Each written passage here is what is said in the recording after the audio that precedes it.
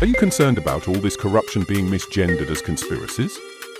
Well, don't you worry. Sit back, relax, and join in the conversation as we talk with today's guest. Welcome to another LSB Film Productions podcast with your host, Chris Brooks.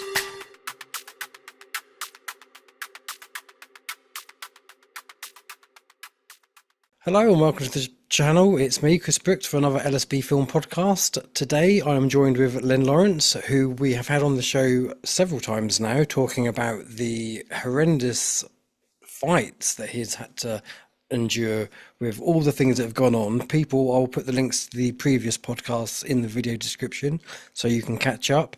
But today I'm pleased to say that we've got some resolve and some good news. So let's get straight into this. Welcome, Len. Hi, Chris. Well, let me just summarize on the main reasons I'm here with you today is how psychiatry in the United Kingdom is being weaponized, particularly by the police.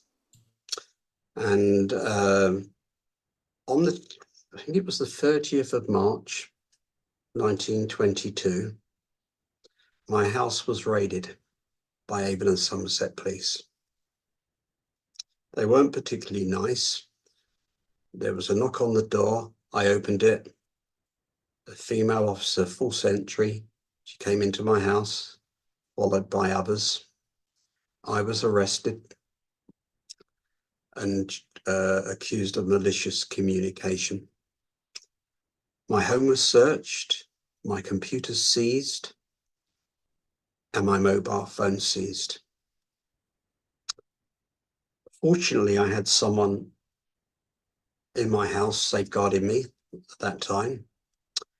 I was taken around about 10:30 to Bridgewater Police Custody Centre in Somerset, NHS and Somerset Police.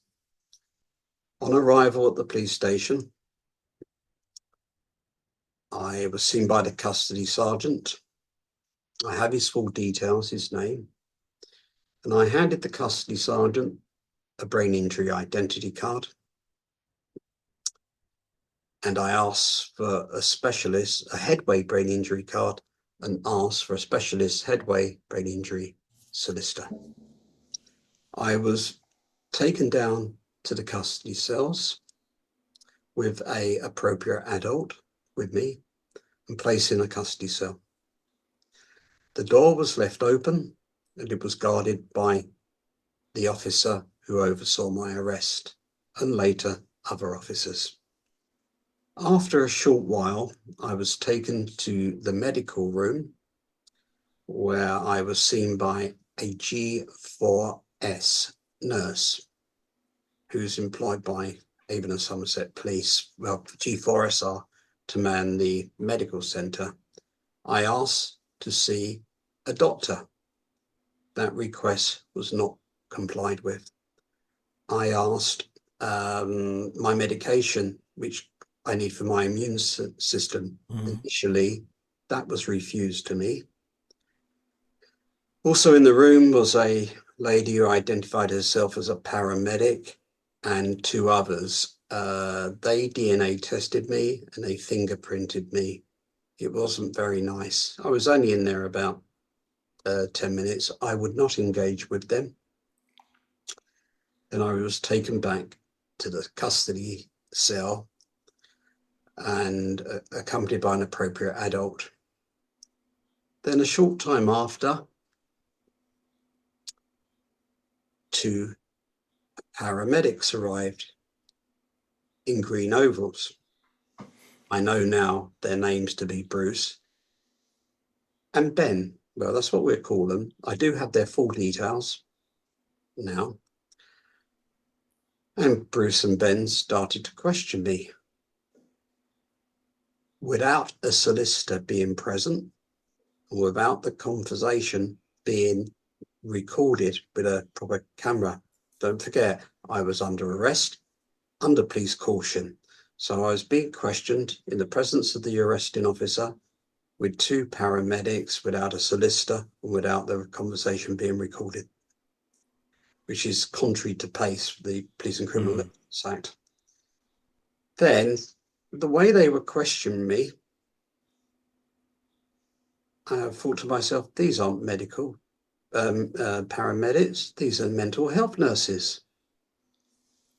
Then shortly after, a third person appears, dressed all in black, who a female called Carly, full details are known, and she also was a mental health nurse. So I had 3 mental health nurses there. And after a while, my appropriate adult was removed from me, leaving me on my own with 2 of the mental health nurses. Now, I was being goaded, provoked, I think the word is called gaslighted, into a response. But I did not engage with them. And the reason why, I have a friend, his name is Jimmy Johnson. Now, Jimmy Johnson has spent around about 44 years in prison now. He's presently in Franklin Maximum Security Prison. He served in the British Army, and he was traumatized by events in Northern Ireland, which resulted in him, unfortunately, killing 2 people. So is that like PTSD? Surgeon Captain Morgan O'Connor, who was one of the Royal Navy's top psychiatrists, diagnosed Jimmy with PTSD. And he said when he committed the murders, he went into a psychotic state, flashbacks to what had occurred to him in Northern Ireland. So Jimmy now runs veterans in prison, and he spends a lot of time writing books, the Veterans Survival Guide. But more importantly, Jimmy had just written Break Off, and he's forwarded me those books. I can send it to you electronically. Yeah, please. And you can put it up. That's a fantastic name as well, isn't it? Jimmy Johnson. Yeah. He rings me on average once a week. In fact, I've got a photo of him right in front of me. And what Jimmy wrote about to Break Off is when you're in terms of extreme confrontation, being provoked, antagonized, realize the consequences. And that moment in that police cell, I realized what had happened to Jimmy when he snapped, and I thought, I don't want to go spend 45 years in prison. So I used what Jimmy had written: break off, step back, and disengage. And that's what I did. And some of the questioning was very interesting. They were asking me why I'd signed the Official Secrets Act on more than one occasion. That information could only have come from when the police searched my home. And I know that that's where it came from. Then they asked me other matters. Oh, what did I do in the Royal Navy? That is none of their business, and they don't have the right to question me on any of my military service or anyone else. So I was branded obstructive. After about 2 hours, they finally gave up and they left. But it was very traumatic. I knew what they were. I was fighting for my life there. I knew what was going to happen. I was going to be whisked away, put in a psychiatric ward, medicated to I lost capacity, may have had a neurological event, and that would have been the end of me. Fortunately, my appropriate adult came back, and they backed off. They left. But I was traumatized then, and like most people would be. Other people who may not have had the benefit of reading Jimmy's book would have shouted, maybe even lurched at these mental health nurses when they were being provoked, and would have been arrested, would have been detained on mental health and whisked away. But it didn't happen. I was then taken up to the interview room to be interviewed. Now, I never did get the Headway brain injury lawyer. They had rung Headway. Headway, a lady called Holly in charge of their justice project, made it very clear to NHS and Somerset Police at Bridgewater, I needed a specialist brain injury lawyer. Never got it. I never got the duty solicitor. And we know that because there's no entry on the police records of the duty solicitor being called. There's no, and having 2 days after I was released, we contacted the duty solicitor's phone number office and they had received no phone calls from Avon and Somerset Police. The solicitor or legal rep, which Avon and Somerset Police had selected for me, came from the same Freemasonry, had an association with the same Freemasonry centre where the officer who had overseen my arrest and my questioning came from. With regards to the Freemasonry, because you have levels, don't you? What Yeah, level? yeah. Yeah, what level of Freemasonry was this particular? I'm not going to identify the officer who oversaw my arrest. He did write me a letter of apology. But this was going on at a much more senior level, Chris. Right, Right? okay. Much more. Right? So what, 33 or No, not no, the quite? attack, no, involved with the police, right? Oh, right, okay. There was a lot more going on. And this is what I've uncovered since I've seen you. So he'd come from the same Masonic Centre.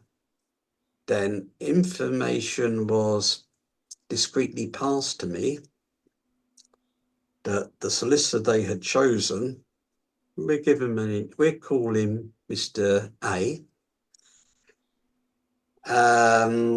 was a Freemason, and he had association with no less a man, the worshipful brother Simon, his honour Judge Simon Oliver, at the centre of these allegations against me. I got this on the police files. Anyway, this guy backed off, decided he wasn't going to get involved on a pretense. He was concerned I would go after him and make allegations against him. Then they got another solicitor. Questions are being asked. He didn't really, what was the word, act in my best interest. At no stage did he raise why I was being held in that custody cell, being questioned without a solicitor, under police caution, and without the questioning being tape recorded. But what is interesting, all the police custody tapes have been erased, apart from one. So there's no record of what went on in that custody cell. So is that, Unbelievable. I'm assuming that's illegal in itself. Yeah, they deleted it. I think there is a way via the Home Office to recover this, but we're going to go down that route soon. Anyways, I was taken upstairs, then I was questioned by the officer who had overseen my arrest and my detention and investigation, and by the woman PC who had raided my house, arrested me and taken me and witnessed these psychological assaults on me in the custody cell. So the questioning then starts, and there was around 6, maybe 8 questions made of me, put to me regarding malicious communication. And I denied all allegations. Mm-hmm. One of the allegations was very serious because it mentioned anthrax. Now that is very serious. But what is then I was, after the questioning ended, I was released on police bail and the police drove me home, which was helpful with the appropriate adult. But now we can go into much greater detail. I now know that the police, Avon and Somerset Police in the Bridgewater Custody Centre, they knew, they withheld from me the email addresses from where these alleged emails of malicious communication was being sent to Mm-hmm. worshipful brother Simon Oliver's family. They knew they weren't my email addresses. they withheld those email addresses from me. And for some strange reason, the solicitor acting for me never asked to see the email addresses of the sender, and he never asked for the IP addresses.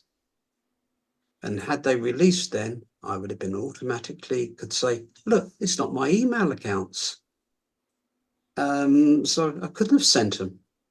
But the police withheld that evidence, which would have cleared me. Even as Somerset Police. So, Dirty. Yeah, it's annoying. Crazy. Now, how many people are in prison or in secure psychiatric hospitals who haven't been fortunate enough or had the support I had to escape this? Now we're going to take the deep dive. I now know that around 8 weeks before I was arrested,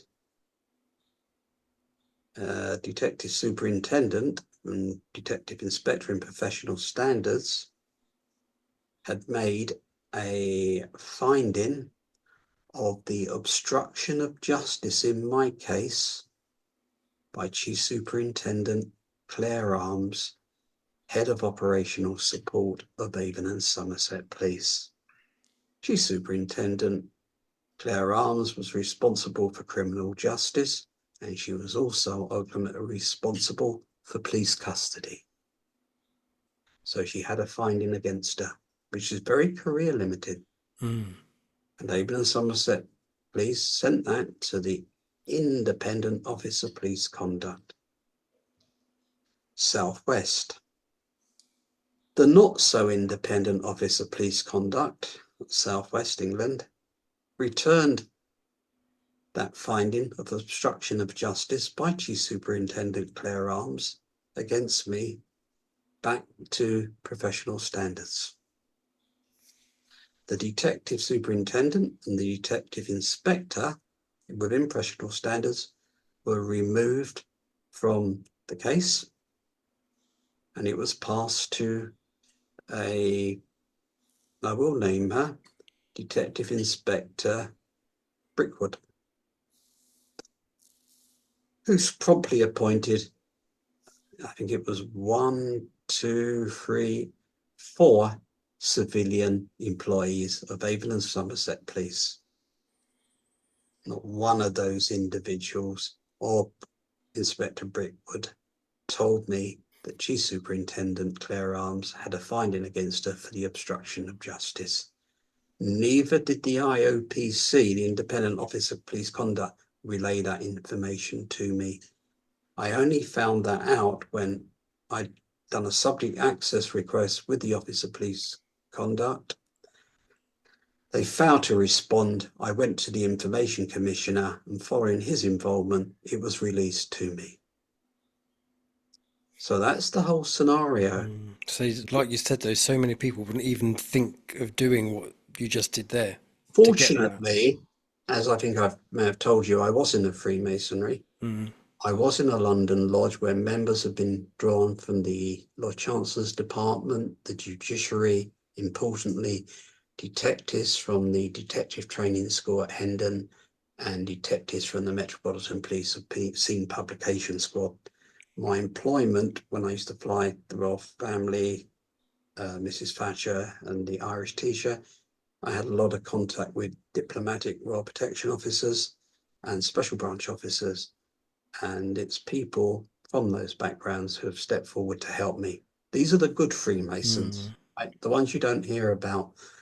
Unfortunately, there's a minority of others, including those at the senior levels, that could stop what happened to me and to many other people, but they haven't.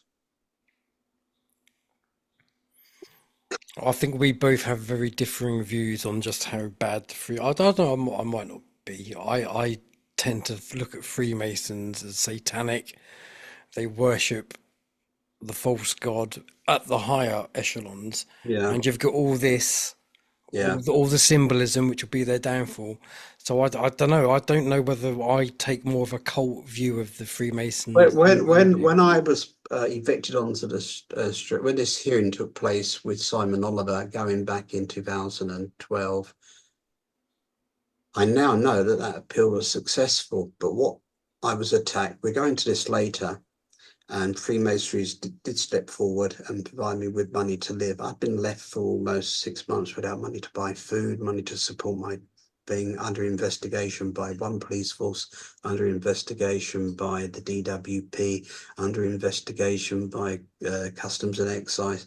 They threw everyone at me. Anyway, so we now know at the centre of it was Claire Arms, and she, I think, but there was only two people who could have removed that detective superintendent and detective inspector investigating Claire Arms, and that was either the deputy chief constable, Nicky Watson, or the chief constable, Sarah Crewe.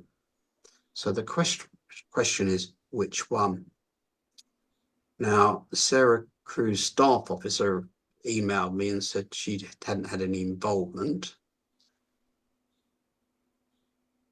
Nicky Watson, deputy chief constable, was under investigation, and when I was cleared of all allegations, she left Avon and Somerset Police, still under police investigation by the IOPC.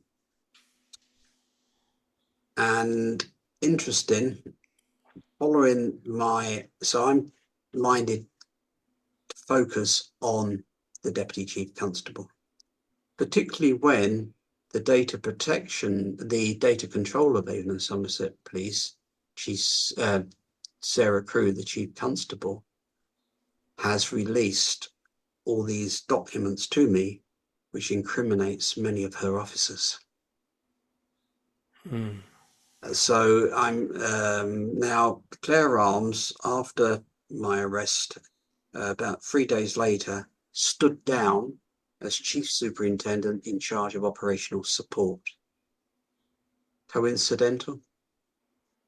She then got transferred later to the office to the College of Policing as an instructor, teaching courses about civil unrest. She, at the head of the College of Policing, is the former Chief Constable of Avon and Somerset Police, Andy Marsh, and he's married to Deputy Chief Constable Nicky Watson. So it was all very cosy that she could be slid off there. But that wants deeper investigation. So the Office of Police Conduct are not very happy with me because I now had their disclosure, and I was sent a rather nasty letter threatening me with legal action if I contacted them. I will be contacting them again. And so that's how it's all unfolded. Incredible, isn't it? It is. It's quite the roller coaster of a journey that you've been on. As I started to dig deeper, I made what had gone on in that police station was even more interesting. I made a subject access request to Somerset NHS Foundation Trust. The disclosure was restricted and heavily redacted. I made a second subject access request to Somerset NHS Foundation Trust. More documents were released to me, but still redacted. Then I contacted the IOC again, and I contacted directly a director. I won't name him, but he was a director of investigations. So we're at the hierarchy, and he escalated it. And at the same time, the Calcott Guardian, which is a man in charge of medical records of an NHS trust, he intervened. Then I got my full disclosure. It was unbelievable. The last disclosure I got, over 120 employees or associates of Somerset NHS Trust had entered my medical records.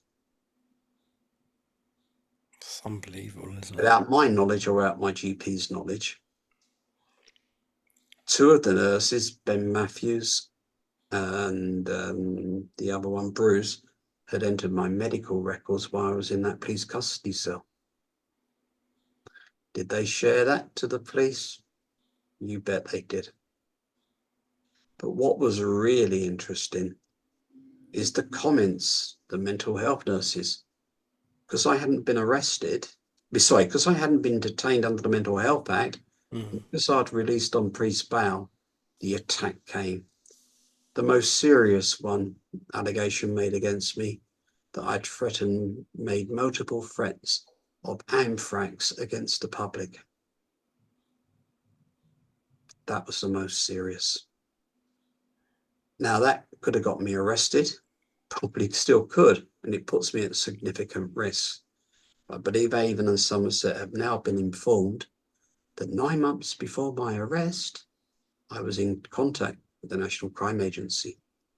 What had happened 9 months before my arrest, government legal services, by the Treasury solicitors, the senior barrister there had sent an email making allegations against me, contacting the family of worshipful brother on the Judge Simon Oliver. I sent that email to Thames Valley Police because of the nature of the allegations, but they bounced it back. Their electronic postmaster wouldn't accept it. So I forwarded it to some friends, and they came back and said, there's a tracking virus in this email, in the metadata. When you opened it, it activated it. So I contacted the National Crime Agency, told them what had happened, and they gave permission that I could send it to them. And even though it was a virus, I was given a reporting number. And as I started to receive more and more emails, which I hadn't sent, I was forwarding. So I spent a lot of time with the National Crime Agency on the phone, passing these details. And when I became aware of the allegations involving anthrax, I contacted MI5 because of the, it's a very serious allegation. Of course it is. Threats against the public. Hugely libelous as well, isn't it? Well, we haven't got there yet. But it was my say I was afraid, but they were very good. They spoke to me for an hour. We'd done everything. I passed them the National Crime Agency reference number, so the whole thing could be monitored. Then another allegations, the mental health nurses wrote that I was dangerous. No one's to come to my house unless they're accompanied. And there was that I'd assaulted my wife and children. So that's probably the one that hurt the most, isn't it? That's probably the worst. All the other things, that was probably the one that... These are mental health nurses who are meant to be supportive to vulnerable people. Quite the opposite. Oh, absolutely, yeah. They came for me like a bunch of frenzied hyenas. Feeding time at the Vulture House. Oh, it was. And another one that I falsified my headway brain injury identity card with the National Police Chief Council's logo. Martin Hewitt, an assistant commissioner in charge of the National Police Chief Council, he contacted Avon and Somerset Police and addressed that. And more recently, there's been a meeting with Headway and the National Police Chief Council over how I was treated and the allegations surrounding that. The allegation that I falsified the brain injury identity card, which I didn't. You talk about clutching at straws, isn't it? Really. But the problem was not the psychiatrists. The psychiatrist who was being set up to section me, he was questioning, why if Mr. Lawrence is so mentally ill, why hasn't he seen a doctor? But when I got relocated to Somerset, it wasn't a question if I was going to be attacked, it was when. Because for the approximately 12 years prior to moving to Somerset, I'd been under the care of a specialist brain injury organisation, which means I was very closely monitored with consultant psychiatrists, neuropsychiatrists coming to my home, doing spot checks on me, support workers. So I was under this big umbrella. Then overnight, the entire resources of this National Brain Injury organisation was withdrawn from the whole of southwest of England. So anyone with brain injury no longer have access to that neuro rehabilitation. That's how sick our country's become. Yeah, it absolutely is. That left me exposed. So had they tried to resection me, I was under this specialist brain injury. Now I wasn't, so it was ripe, and now was the time to attack me. And that's what they did. Avon and Somerset have said their instructions came from Thames Valley Police. I also know that Hampshire Police, who work closely with Thames Valley, also played a significant role.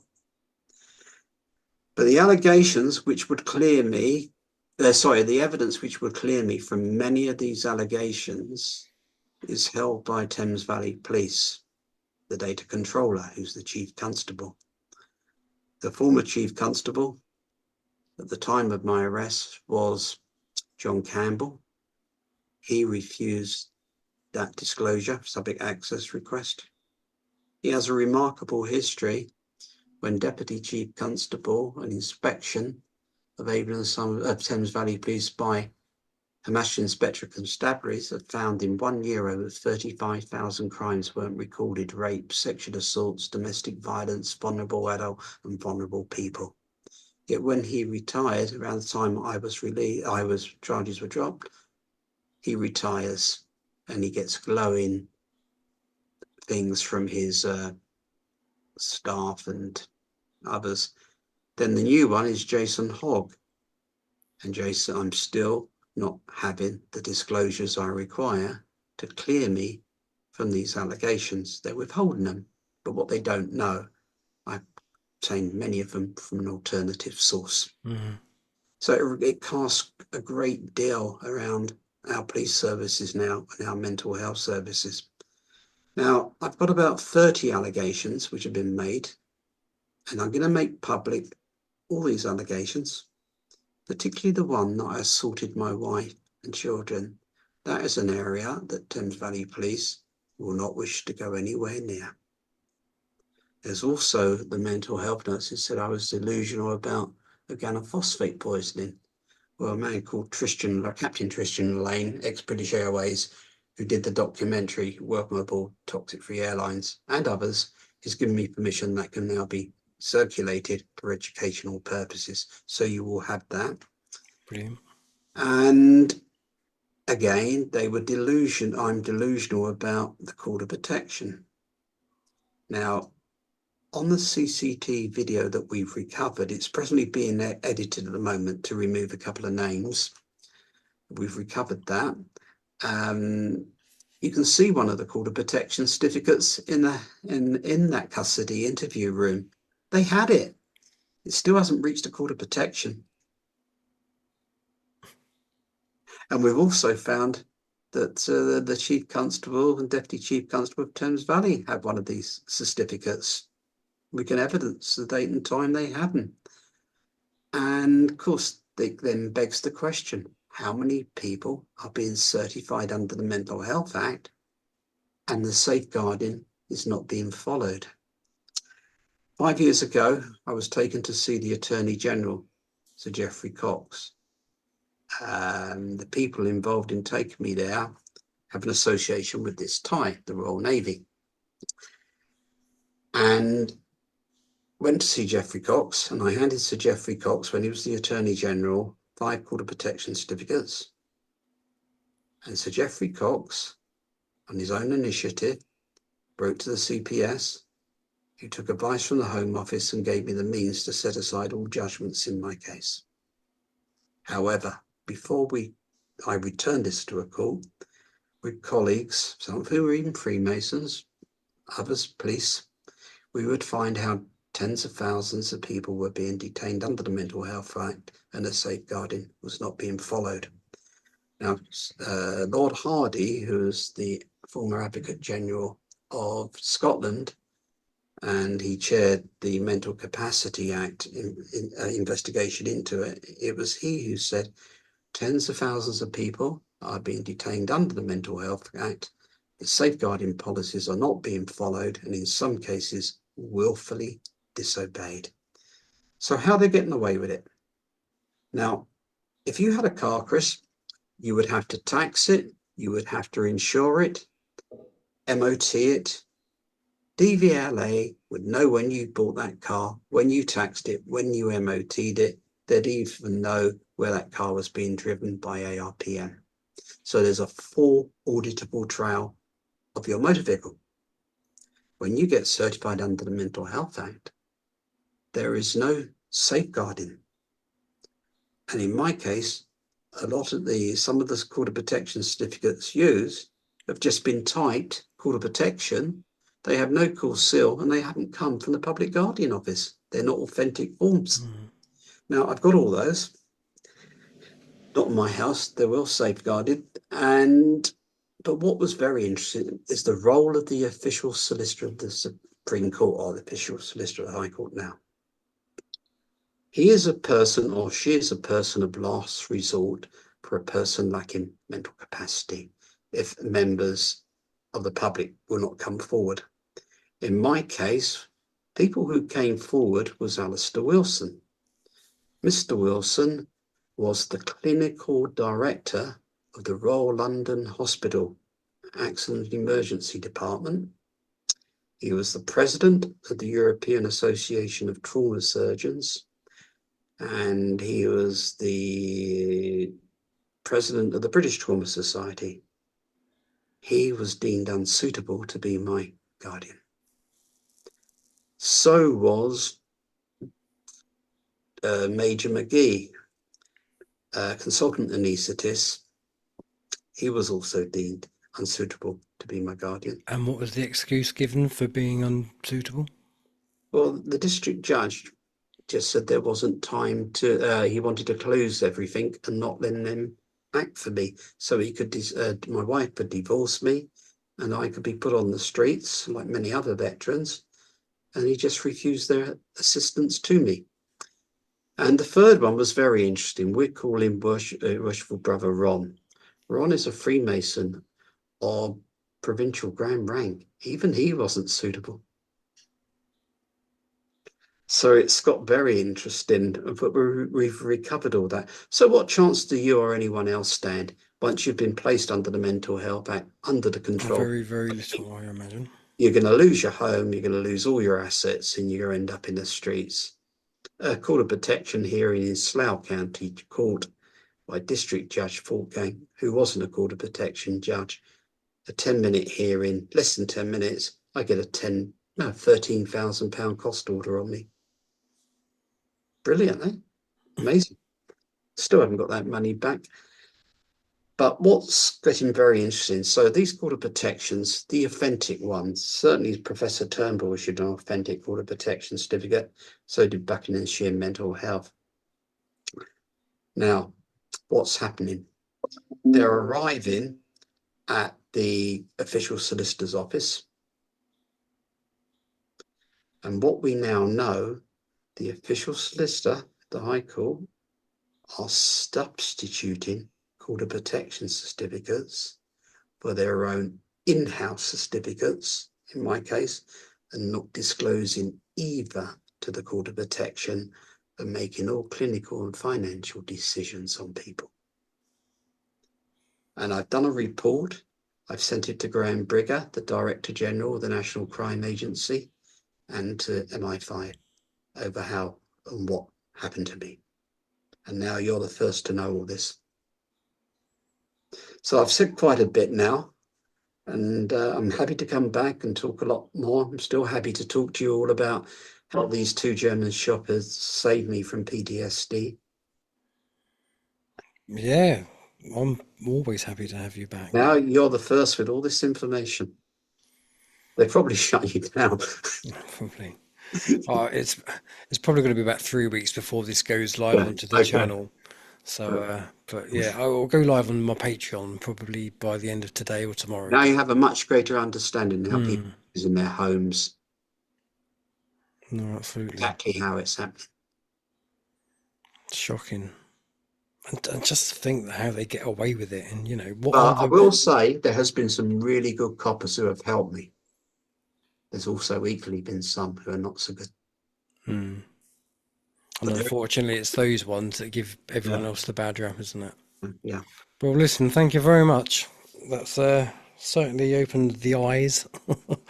I just hope that these people do actually get their karma, because it's one thing it all being exposed and it coming out, but The I police want I want to file, see what yeah. happens to these people. The police files show that it's not in the public interest to have taken me to court. And the reason they couldn't take me to court was because the whole issue with the court protection certificates had come out. And they still haven't been discharged. They still don't have the court protection stamp. And so it means since 2004, I've been detained under the Mental Health Act. Wow. There could be many, many, there is probably many others. Oh, there'll be millions. Yeah. I imagine millions, both here in America But and all the. I mean, I was keeping the whole thing about the National Crime Agency shut. But when the multiple threats about anthrax were the thing, then I thought this has got to go higher. Hmm. Then I contacted MI5. Oh, I'm glad you did. Yes, so am I. And I'm sure so many people watching, because I suppose it does feel, at least it fills people with a bit of hope Well, that, the question is, at any time an anti-terrorist squad could raid my house with firearms, I might get shot, and the officer who shot me would probably be charged with murder. yeah, And these mental health nurses need to think what they do and what they. But I saw a side of mental health. It wasn't the psychiatrists. It was solely the mental health nurses.